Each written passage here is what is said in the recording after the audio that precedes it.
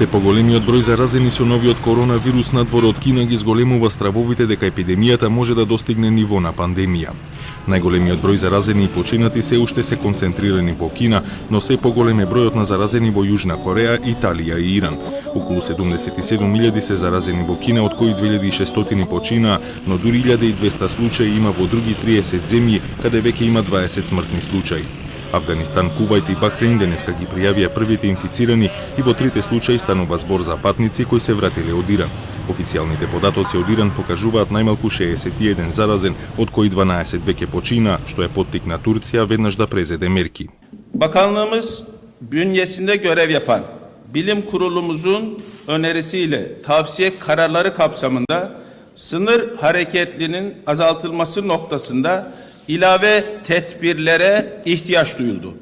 İran'daki tablonun giderek artış göstermesi sebebiyle komşumuzla sınırlarımızı geçici olarak kapatma kararı aldık. На европско тло Италија е најпогодена со 160 заразени, а денеска властите соопштија дека уште 2 лица починале, со што бројот на смртни случаи се искачи на 5.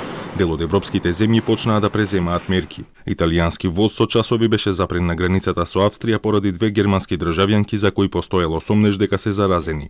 Италија во регионите Ломбардија и Венето спроведува мерки слични како кинеските, што пак од друга страна предизвика паника кај голем дел од европското население. Lo sforzo che stiamo mettendo in campo, che metteremo in campo nei prossimi 7-14 giorni, invitando le persone al di là della chiusura dei luoghi in cui naturalmente ci si può affollare sempre di più, è quella di stare a proprio domicilio, ma proprio per provare a fare in modo che ci sia il contenimento di questo fenomeno che ancora noi non riusciamo a conoscere, che non è particolarmente aggressivo, ma che si trasmette velocemente, che quindi se il paese riesce a gestirlo è sicuramente meglio per tutti.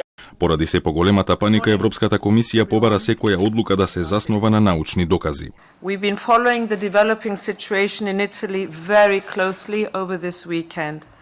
And these rapid developments over the weekend have shown how quickly this situation can change. Здравствено-безбедносниот комитет на Европската комисија ќе одржи седница на која ќе се разгледуваат последните случувања и по која ќе објават дали се планираат нови мерки или нови препораки до земјите членки. Според последните податоци на глобално ниво досега починаат 2619 лица, а заразени се повеќе од 79.000.